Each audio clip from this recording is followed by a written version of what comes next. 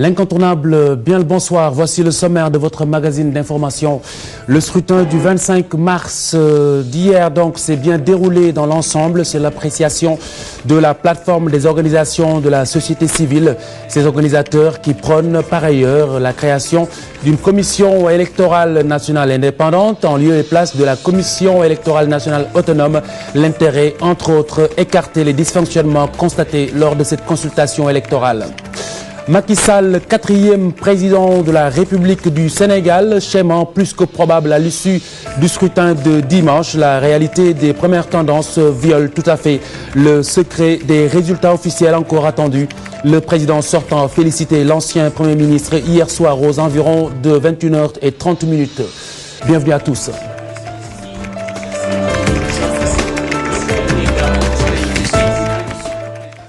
Mesdames, Messieurs, bonsoir. Cheikh Tidiane Diaw, bonsoir. Bonsoir, Khalifa Diakhaté. Alors, scrutin de dimanche, les observateurs plutôt satisfaits du déroulement. Le chef de mission de l'Observatoire de l'Union africaine félicite le peuple sénégalais. Obasanjo salue également le geste du président sortant et des organisateurs du processus électoral.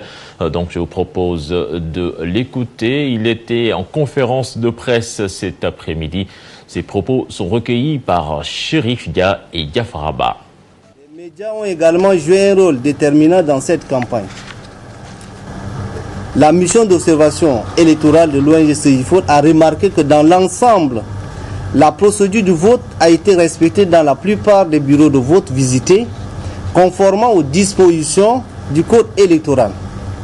L'opération de vote, le dépouillement des bulletins, l'annonce et la validation des résultats au niveau des bureaux de vote ont été effectués de manière transparente. La mission d'observation électorale de l'ONG CEGIFOR félicite les différentes parties prenantes au processus électoral, notamment les deux acteurs du deuxième tour pour leur maturité politique, qui a permis de dissuader toute vérité de violence sur la tenue effective d'une élection dans un climat apaisé.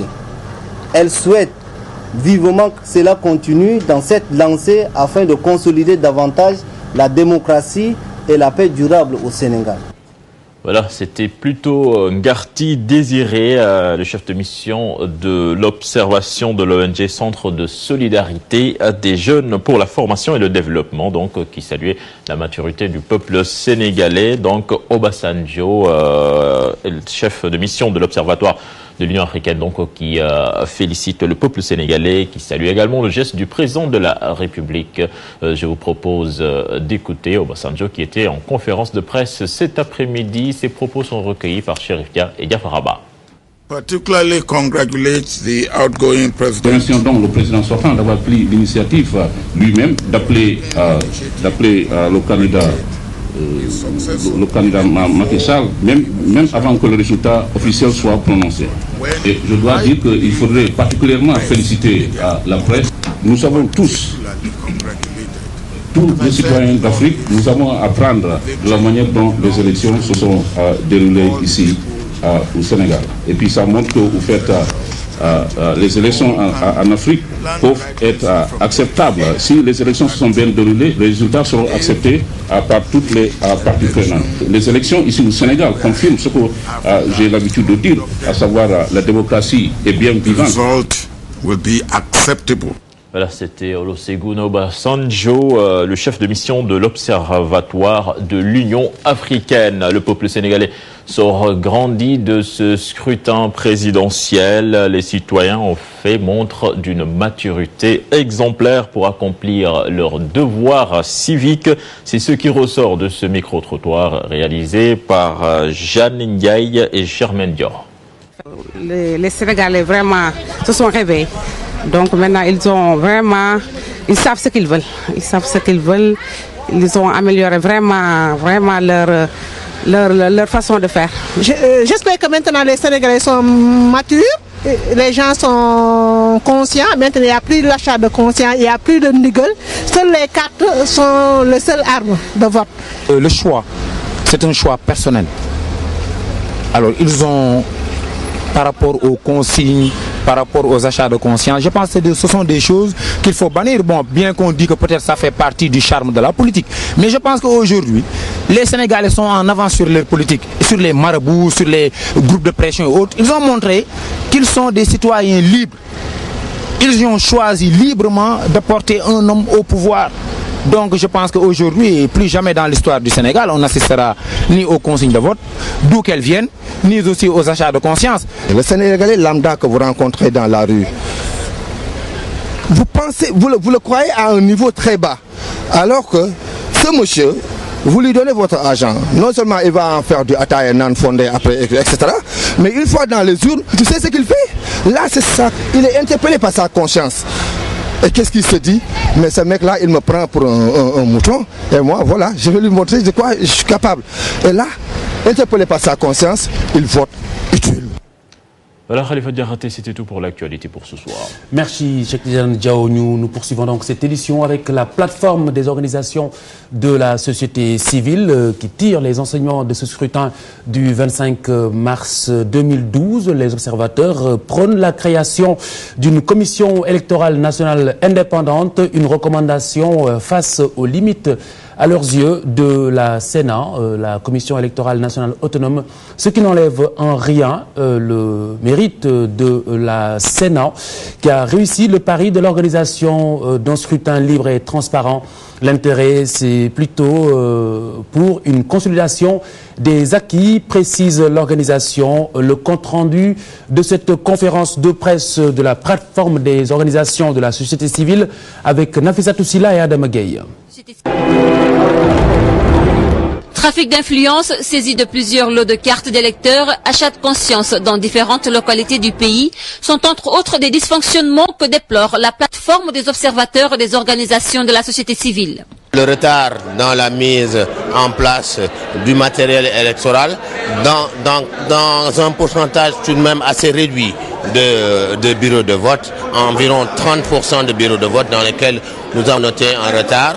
Nous avons noté également parfois dans les bureaux de vote, dans certains bureaux de vote assez mineurs là aussi, que le personnel qui était chargé d'administrer le processus électoral n'était pas suffisamment formé. Mais le dysfonctionnement le plus important que nous avons vraiment relevé, ce sont les cas d'achat de confiance, d'achat de conscience et de confiscation des bureaux de vote. Cependant, les perturbations recensées durant le vote du second tour n'ont pas entravé le bon déroulement du scrutin. Mais dans le sud du Sénégal, certains centres ont dû suspendre le vote. Et le cas dans certaines localités du sud où le scrutin a été interrompu momentanément à cause de la présence des rebelles.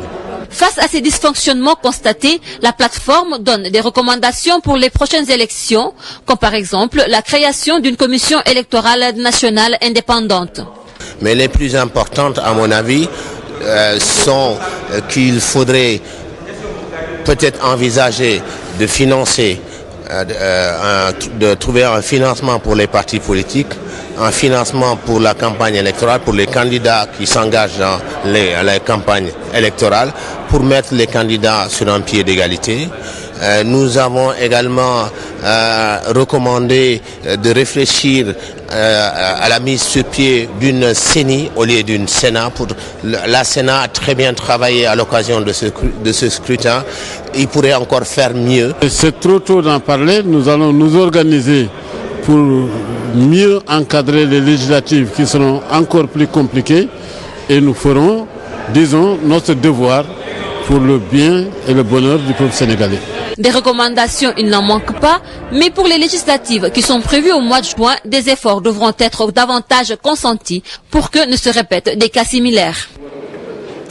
67,55% pour le candidat Macky Sall et 32,45% pour Abdoulaye Wade, le candidat de la coalition FAL 2012. Une projection au niveau national livrée par le quotidien L'Observateur. Ce, en attendant les résultats officiels. La Commission nationale de recensement des votes devrait annoncer les premiers résultats provisoires demain soir ou au plus tard vendredi prochain. Une attente décidément sans suspense compte tenu de l'écart abyssal constaté hier à l'issue du vote. Fatima Ba. Des tendances favorables à Macky Sall à la fermeture des bureaux de vote. Son adversaire conforte le tableau en appelant le candidat de la coalition Benno Bokk Yakaar pour le féliciter. Dans les rues de Dakar, une liesse populaire chargée d'émotions.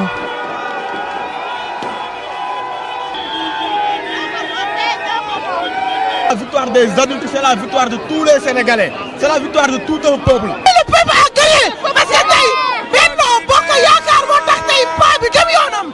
C'est fini pour lui. Au même moment, Macky Sall donne rendez-vous à la presse nationale. À ses côtés, l'ensemble des leaders politiques qui l'ont accompagné lors de la campagne du second tour. C'était une lutte pour la démocratie. Aujourd'hui, il a si bien dit, c'est le président de tous les Sénégalais. C'est-à-dire ceux qui ont voté Wade, qui se sentent concernés par la victoire du président Macky Sall. Je suis très content. Aux yeux du leader de l'APR, la victoire appartient au peuple sénégalais. Les électeurs ont voté dans le calme et la sérénité. Leur maturité est un motif de fierté pour chacun de nous. Ce soir, un résultat est sorti des urnes. Le grand vainqueur reste le peuple sénégalais. Un combat de gagner, une rude bataille à livrer. Macky Sall porte l'espoir de tout un peuple, désormais sentinelle de son destin. Fatima Ba, soirée électorale donc plutôt festive pour les militants de Benno Bokk Yakaar. Une euphorie confortée par les félicitations du vaincu adressées à son adversaire. C'est aux environs de 21h30 que Maître Abdoulaye Wade a joint par téléphone son ancien Premier ministre Abdoul Aziz Ndiaye. Pour l'opinion, c'est un bon perdant que le candidat Abdoulaye Wade s'est incliné devant son rival Macky Sall.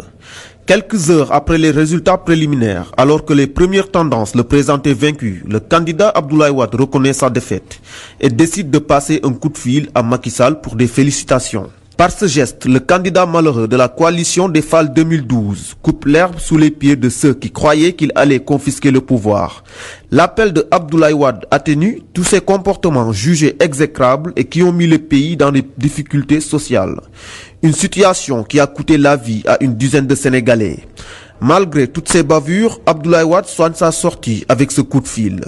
Le désormais ex-président marche ainsi sur les pas de son prédécesseur, Abdou Diouf, qu'il avait appelé un 19 mars 2000 dans les mêmes circonstances contre la volonté de ses collaborateurs d'alors. Cette victoire au soir du scrutin du dimanche est celle du peuple sénégalais qui a fait un choix, celui de porter Macky Sall à la tête du pays.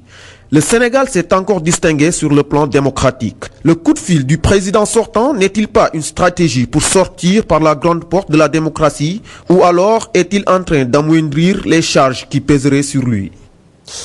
Abdoul Aziz Ndiaye, comme qui dirait comme une lettre à la poste, Macky Sall est passé à la lecture des quotidiens d'information de ce lundi, pas de doute. Fatou Kinedem.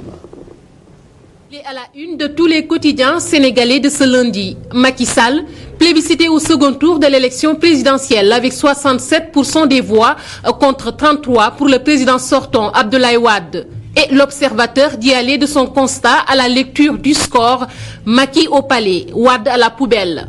Adieu Wade, barre la une du quotidien, non sans jouer avec les mots. Le populaire ne fait pas dans la dentelle. Le monde des Wade s'effondre avec la fin de la dévolution monarchique. L'engagement payant de Idi et Baratal à Thiès.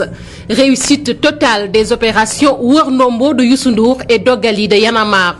Le soleil également n'y va pas par 4 chemins. Macky Sall vainqueur, Maître Wade félicite son adversaire. La victoire de Macky Sall, symbole de la vitalité de la démocratie sénégalaise, a aussi fait le chou gras de la presse hors de chez nous. Wade merci, peut-on lire à la une de l'Intelligent d'Abidjan. Le quotidien ivoirien se félicite du coup de fil d'Abdoulaye Wade à Macky Sall, un exemple qui doit faire tache d'huile en Afrique. Le quotidien Le Monde en France parle de raz-de-marée électoral. Le président, âgé de 86 ans, reconnaît sa défaite. Se félicite le quotidien français, magnifiant ainsi la démocratie sénégalaise. Macky Sall, 4e président de la République du Sénégal. L'ancien Premier ministre, 51 ans, succède au maître Nous revisitons son parcours avec Daniel Diouf. L'homme est ingénieur géologue, géophysicien, respectivement formé à Dakar et à Paris. Son passage à l'université de Dakar marqué par ses relations amicales, parmi elles un certain Souleymane Ndéné Ndiaye, actuel Premier ministre et ancien voisin de chambre dans les années 80. Aujourd'hui libéral, hier élève estampillé en de Dieu PADS, un tremplin pour intégrer le milieu estudiantin. Rentré de son séjour parisien, Macky Sall décide de rejoindre le Parti démocratique sénégalais. Jeune cadre, il est recruté à la Petrosen. Militant engagé, il gravit les échelons du PDS. En 1998, il est secrétaire général de la convention régionale du PDS de Fatick et président de la cellule Initiative et Stratégie. Il participe à ce titre à la campagne présidentielle de 2000. À la survenue de l'alternance, Macky Sall est propulsé directeur général de la Petrosen, conseiller spécial du président de la République chargé de l'énergie et des mines, d'avril 2000 à mai 2001. D'octobre à novembre 2002, il est ministre des Mines, de l'énergie, de l'hydraulique, de l'équipement et des transports. Il remplace le professeur Abdoulaye Bathily qui deviendra vice-président de l'Assemblée nationale. De novembre 2002 à août 2003, il a été ministre d'État, ministre des Mines, de l'énergie et de l'hydraulique dans le gouvernement dirigé par Mame Madior Boye. D'août 2003 à avril 2004, il a été ministre d'État, ministre de l'Intérieur et des collectivités locales, porte-parole du gouvernement d'Idrissa Seck. Il sera remplacé à ce poste par Ousmane Ngom. Macky Sall a été nommé Premier ministre le 21 avril 2004 par décret présidentiel. Il occupe ce poste jusqu'en juin 2007, remplacé par Cheikh Hadjibou Soumaré.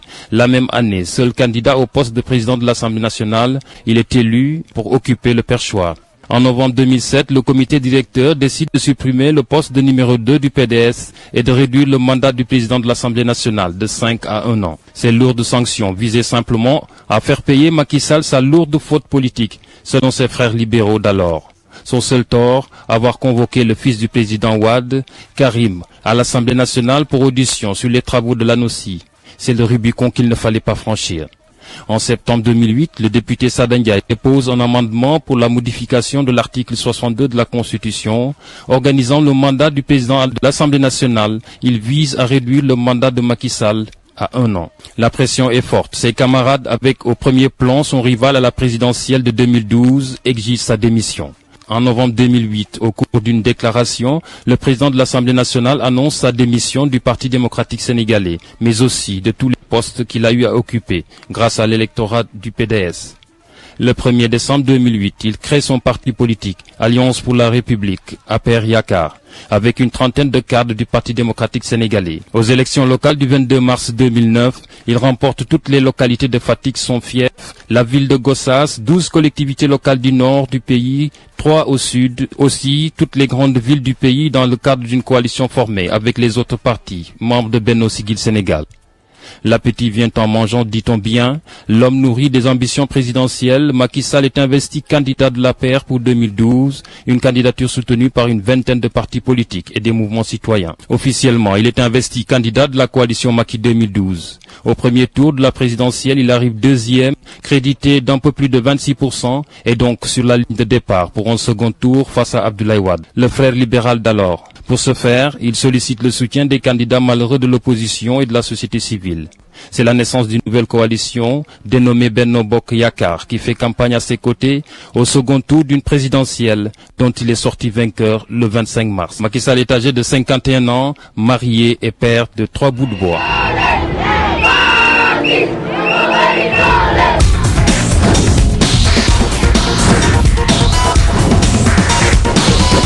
Nous retrouvons Cheikh Tidiane Diaw et nous ne nous éloignons pas tout à fait du scrutin d'hier. Voilà, Khalifa Diarté, le mouvement sportif qui attend beaucoup de ce nouveau président qui vient d'être élu, Macky Sall, donc le secrétaire général du CNOS, qui réclame l'augmentation du budget alloué au ministère des Sports et une prise en charge rapide de la participation du Sénégal pour les Jeux Olympiques de Londres 2012. Santi Agne, interrogé par Cheikh Sadibou Diarra et Diafar Abba.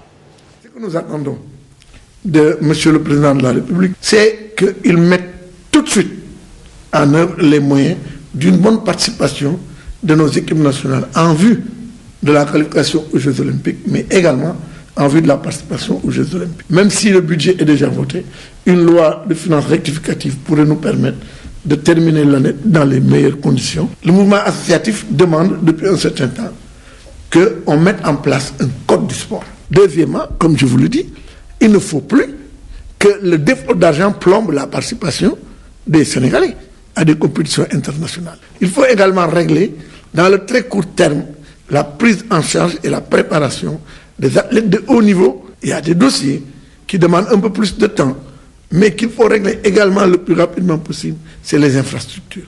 L'arène nationale, rendre le stade Assane Diouf aux sportifs. Alors c'était Santé Agne, le secrétaire général du CNOS. Mesdames, Messieurs, merci de nous avoir suivis. Excellente semaine, bonsoir.